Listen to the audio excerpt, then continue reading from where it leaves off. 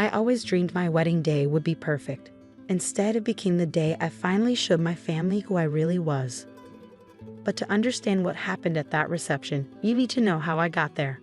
My name is Emma Chen, and I grew up in the shadow of my father's expectations. Harrison Chen wasn't just a successful businessman. He was a titan of industry who had built Chen Technologies from nothing into a multi-million-dollar empire. Every dinner conversation revolved around business strategies, market expansions, and the legacy he was building, a legacy I was apparently never good enough to be part of. "Business is in our blood," he would say, looking proudly at my older brother Marcus. Well, most of our blood. That last part was always directed at me, along with a disapproving glance that made me feel about 2 inches tall. While Marcus followed perfectly in our father's footsteps, Wharton Business School, MBA, fast track to executive positions, I chose a different path. Computer engineering. My father's voice dripped with disdain when I announced my college major. "Engineers work for people like us, Emma. They don't lead companies." But I saw something he didn't.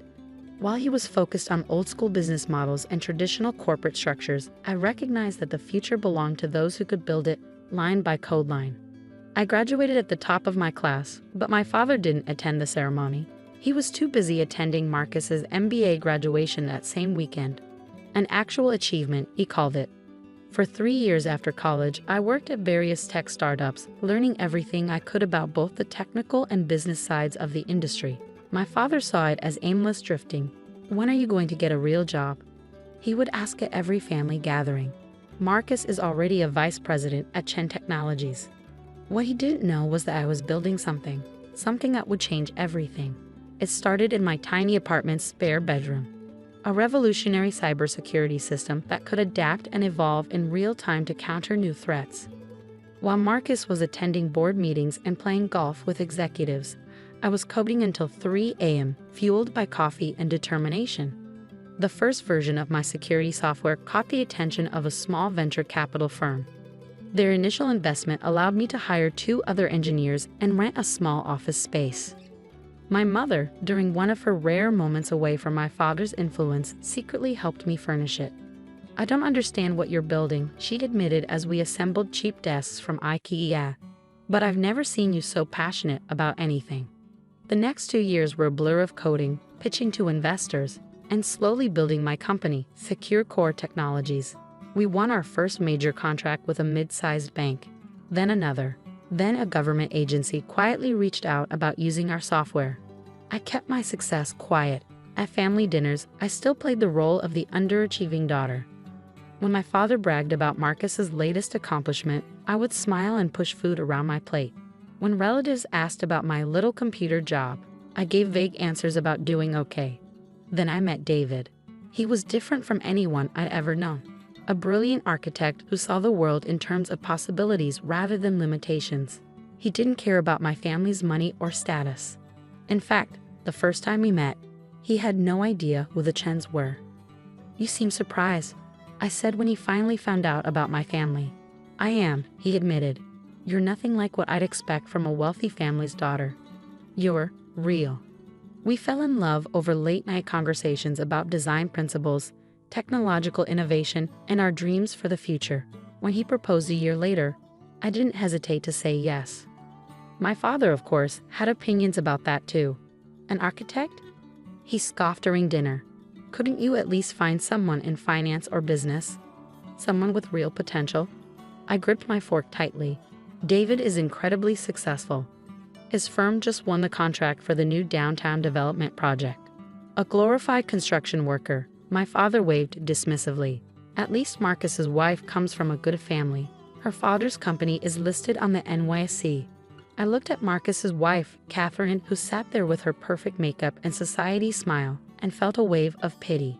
She was exactly what our father wanted, a proper corporate wife who attended charity galas and knew which wines to serve at dinner parties. The wedding planning became a battlefield.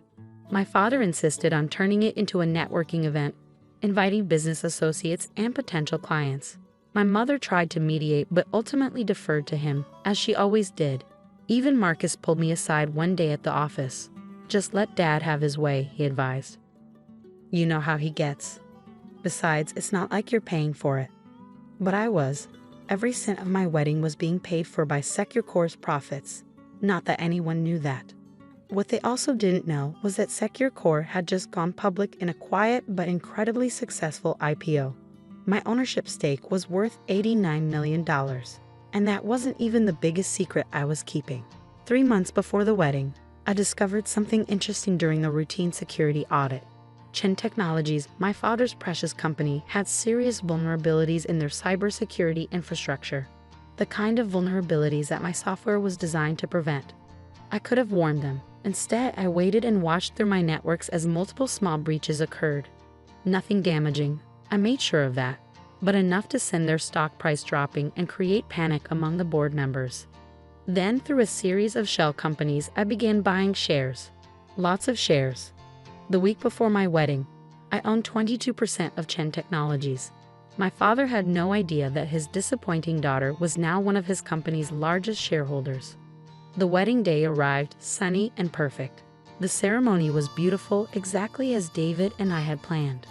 But I knew the real show would be at the reception, when my father would give his toast.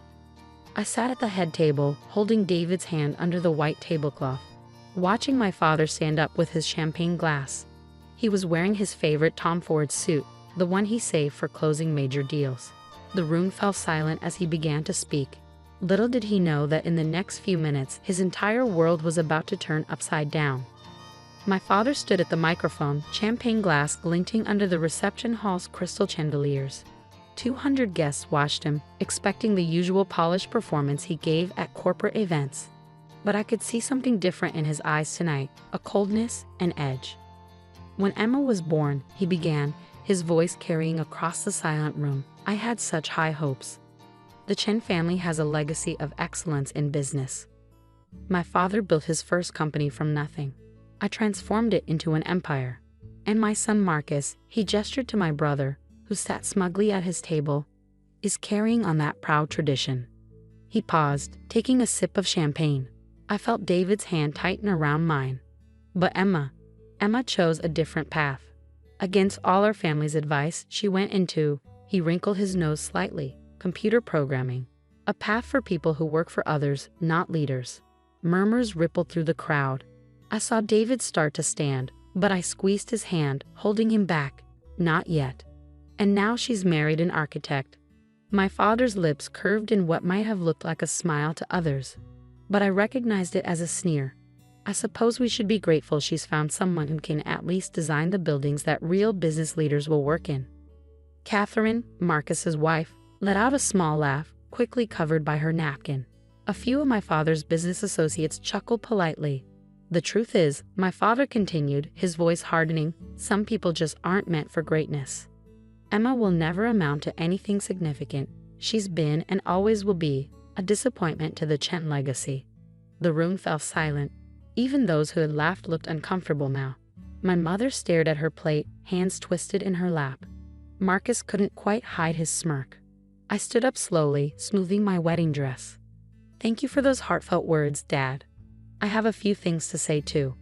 I nodded to Michael, my chief technology officer, who had been posing as a photographer. He pressed a button on his laptop, and suddenly the large screens around the reception hall, the ones my father had insisted on having for his business presentation later, came to life. What is this? My father demanded, but his voice faltered as he saw what was displayed. On the screens were Secure's financial statements, stock prices, and most importantly, my ownership stake. $89 million in my name alone. You see, Dad, while you were busy grooming Marcus to run your company, I was building my home. Secure Technologies, perhaps you've heard of it. We're the ones who developed the adaptive cybersecurity system that's now used by most major banks and government agencies. My father's face had gone pale. Marcus was frantically typing on his phone, probably looking up Secure's public records. But that's not all. I continued, my voice steady. 3 months ago, we discovered some interesting vulnerabilities in Chens Technologies' security infrastructure, the kind that could devastate a company if exploited by the wrong people. Another nod to Michael, and new information appeared on the screens. Stock purchases, board meeting minutes, ownership percentages. I could have warned you, I said, walking around the table to stand directly in front of my father. Instead, I watched your stock price drop as minor breaches occurred. And then through various shell companies, I started buying shares. Understanding dawned in my father's eyes. No, he whispered. Yes, I smiled. As of this morning, I own 22% of Chen Technologies. And tomorrow when the market opens, I'll own even more because tonight, several board members will announce their retirement. Board members who, coincidentally, have all agreed to sell their shares to me. Marcus stood up so quickly he knocked over his champagne. You can't do this. Dad, she can't do this. Actually, I can. And I have. I turned to address the shocked guests. Ladies and gentlemen, I'm pleased to announce that effective tomorrow, Secure Core Technologies will begin a merger with Chen Technologies. We'll be implementing our superior security systems, modernizing their outdated infrastructure, and bringing the company into the 21st century. My father finally found his voice. You planned this. You planned all of this. I learned from the best, Dad. Isn't this what you always taught us? Identify weaknesses, seize opportunities, never show your hand until you're ready to win. The room erupted in chaos. Business reporters who had come to cover the society wedding of the year were suddenly scrambling to report on the biggest tech merger story instead. My father's face had turned an alarming shade of red, while Marcus looked like he might faint. I walked back to David, who was beaming with pride. He knew everything, of course. Had known for months. Ready to face the cameras, Mr. Chen? I asked. He grinned. Lead the way, Mrs. Chen Pierce, CEO of Secure Core Technologies. The aftermath was everything I expected and more. The merger made headlines across every business publication. Chen Technologies stock soared once investors learned of Secure Core's involvement. Marcus was quietly moved to a non-executive position, and my father had to adapt to a new reality. His first board meeting under my leadership was particularly memorable. This is the security upgrade proposal, I said, sliding documents across the table to him. I'll need your signature by the end of the day. He stared at me for a long moment, then picked up his pen. You really did it, he said quietly. You built something remarkable. Yes, I replied. I did. Without your help, without your approval, and without following your path. And that's what really bothers you, isn't it? He signed the papers without responding. As he stood to leave, he paused at the door. Your mother wants you to come to dinner on Sunday. I smiled. I'll be there. And Dad, this time, I'll give the toast. 1 year later, Chen Secure Core Technologies was valued at over $3 billion. My father still sits on the board, though now he listens more than he speaks. Marcus found his own path, starting a small consulting firm. Turns out he's better at advising businesses than running them. And my mother, she finally started speaking up at family dinners. David and I bought a penthouse overlooking the city. But we kept my old apartment where I built Secure Core's first prototype. Sometimes I go there to work late at night, remembering those early days when everyone thought I was wasting my time. The media loves to call it a revenge story, how the underestimated daughter took over her father's company. But it's really about something else. It's about building something on your own terms, about proving that success doesn't have to follow someone else's blueprint.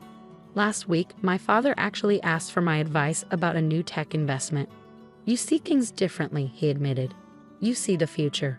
I looked out at the city skyline from my office, the same office that used to be his. No, Dad, I said. I don't just see the future. I build it. And that's worth more than any inheritance he could have given me.